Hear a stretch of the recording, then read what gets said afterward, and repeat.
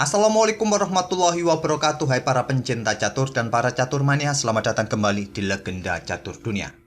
Praha International Chess Festival tinggal tersisa satu babak lagi kawan. Namun persaingan sekarang di klasemen sementara ini semakin ketat. Di kategori Master, Grandmaster Pentala Hari Krishna ini bersama Lee Kuang Lim kawan menempati posisi pertama dengan perolehan poin yang sama dengan 5,5 poin. Diikuti Grandmaster tuan rumah Nguyen Tai Daivan Samsaklan di posisi keempat.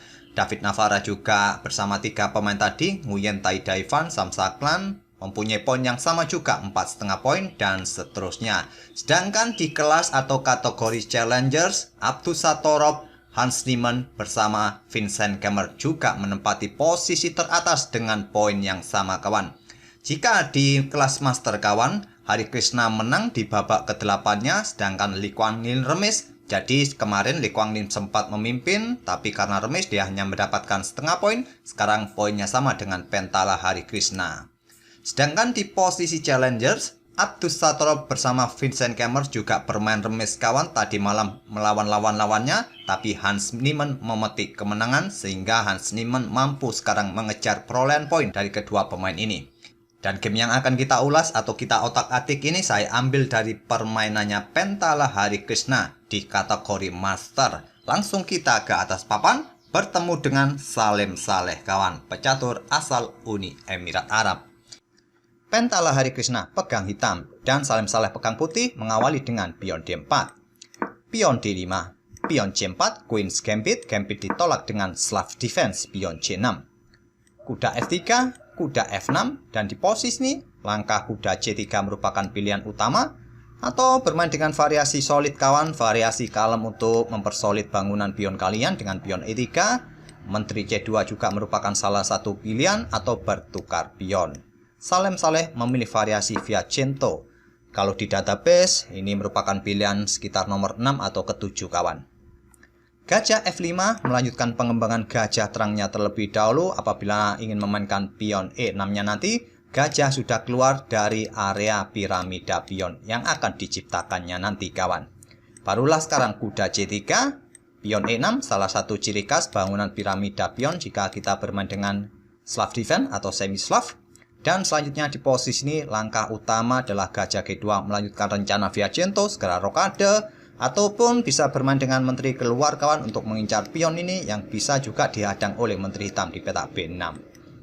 Salim Saleh memilih variasi nomor 2 yaitu dengan kuda ke petak H4 serang gajah, gajah ke petak E4 langkah provokasi untuk menantang pertukaran kuda pukul gajah, atau jika kalian kembali dengan kuda ke petak ini kawan ya cukup cukup defensif, buang-buang tempo, ataupun juga melanjutkan pengembangan gajah menantang pertukaran di sini ya akan memberikan kesempatan bagi hitam untuk hancurkan Fiacento kalian. Kalau sekarang kalian berpikir untuk bertukar kuda pukul gajah ini masih bisa dipukul balik oleh kuda, kalian mungkin bermain dengan gajah G2, kalian sudah tidak mempunyai kesempatan rokade lagi kawan. Karena diagonal ini sudah terbuka, menteri juga bisa ke sini. Kalian sudah tidak bisa membackupnya dengan kuda di peta ini kawan, ataupun dengan gajah di peta D2 nanti apabila gajah yang melakukan skak, terpaksa raja kalian akan bergeser. Sudah tidak mempunyai kesempatan memblokadenya di sini, ya simpel disikat oleh kuda ataupun yang lain. Oleh karena itu, di sini pilihan utama adalah pion F3 yang dimainkan oleh Salim Saleh, pilihan terbaik, gajah mundur ke G6. Dan Salim Saleh tidak melanjutkan untuk sikat gajah agar hitam tidak mempunyai lajur G yang terbuka. Maksudnya lajur H yang terbuka kawan. Dan di sini menteri keluar ke petak B3 pilihan Salim Saleh. Dihadang oleh menteri hitam B6.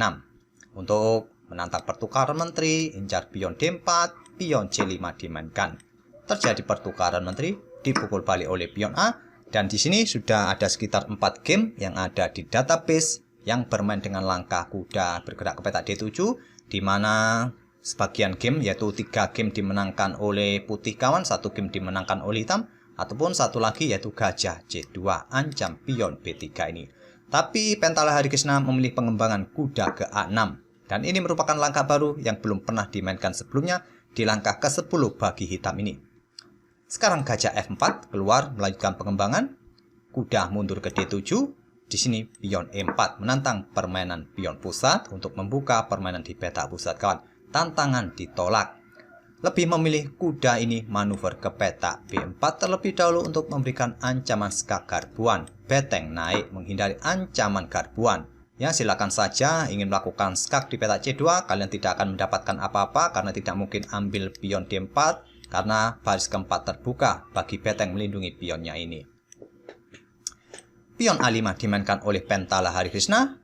Dan barulah sekarang pion E pukul pion D5, dipukul balik oleh pion E. Sekarang kedua raja saling menyapa. Hai kawan, apa kabar di sana? Apakah kamu baik-baik saja? Apakah tidak ada serangan dari kawan-kawanku?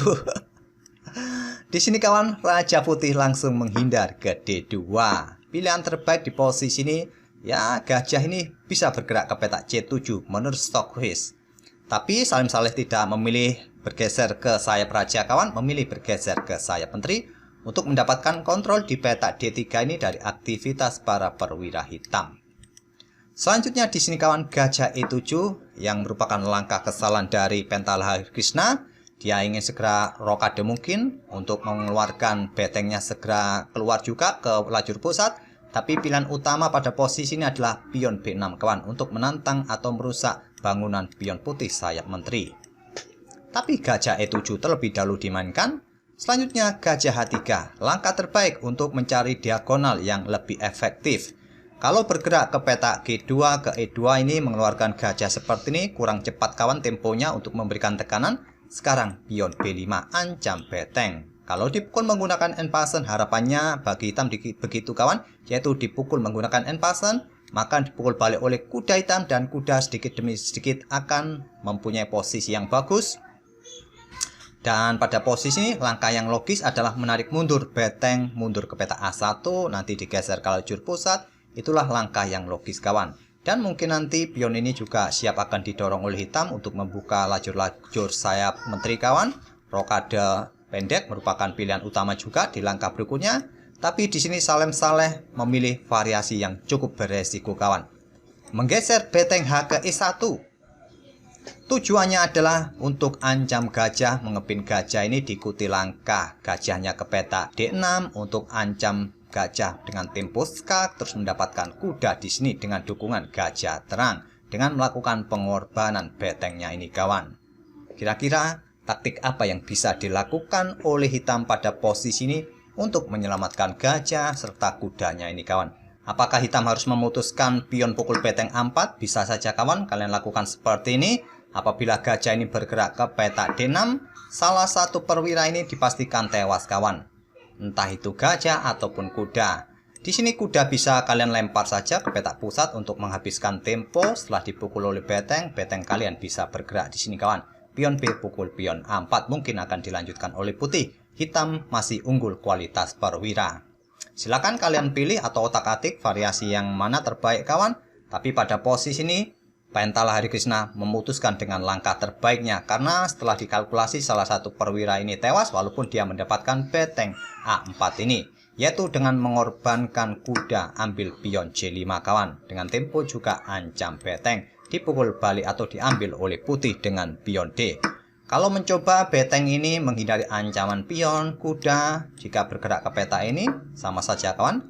Kuda akan ambil pion B3 skak menggarpu beteng. Kalaupun bergerak ke peta A3, selanjutnya kuda C ini akan bergerak menghindari ancaman pion. Sekarang posisinya menggarpu beteng serta gajah. Dan putih di beberapa langkah berikutnya akan kehilangan gajah untuk tidak mendapatkan dukungan lagi untuk mengancam gajah di peta E7.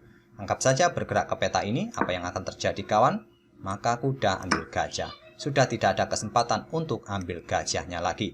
Oke, kita kembali ke langkah aslinya. Terlalu ribet di posisi tadi. Di sini di game aslinya pion pukul balik kuda hitam dan sekarang pion ambil beteng dipukul balik oleh kuda. Selanjutnya beteng A7 menyelamatkan atau memperkuat gajah. Di sini kuda B6.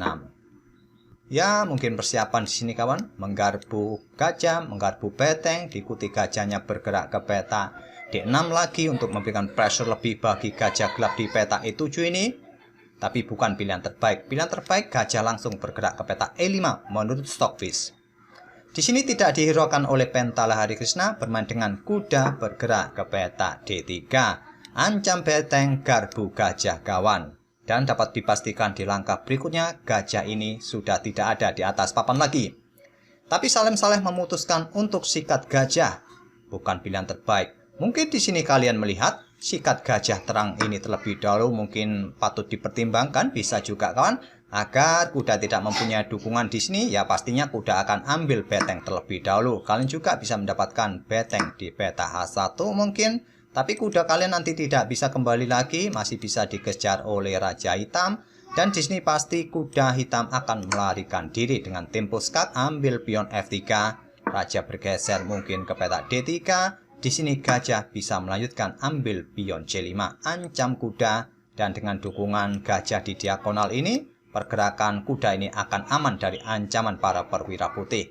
Kuda putih dapat dipastikan bisa tewas kawan. Di langkah berikutnya ya raja tinggal bergeser mengejar kuda, kuda bisa tewas. Hitam masih tetap unggul kawan. Oke, kita kembali ke langkah aslinya. Di sini Salim Saleh tadi memutuskan sikat gajah E7 dengan beteng. Dan sekarang Salim Saleh tidak mempunyai beteng lagi. Hitam masih mempunyai sepasang beteng. Gajah D6 tidak dihiraukan. Di sini kuda memilih bergerak ke peta B4 untuk menghindari ancaman kuda ambil gajah sehingga kudanya tidak mempunyai dukungan lagi. Di sini gajah tidak langsung ambil beteng, memilih langkah kuda G2. Raja bergeser. Kuda F4, ancam gajah tetap memberikan ancaman di sini kawan atau mereposisi kudanya agar mempunyai peta atau sentralisasi. Beteng digeser ke lajur E bertumpuk kawan. Di posisi ini Salim Saleh menyadari kualitas perwiranya sudah tidak mampu untuk bermain lagi di beberapa langkah berikutnya kawan. Dia menyerah di langkah ke-24 cukup cepat. Tapi dengan komposisi seperti ini kawan, coba lihat kalian hitung jumlah pionnya. Jumlahnya masih cukup seimbang pionnya kawan. Cuma putih ini kalah saja, kalah kualitas perwira yaitu kalah beteng. Jika dilanjutkan seperti ini permainan, hitam masih mempunyai beteng.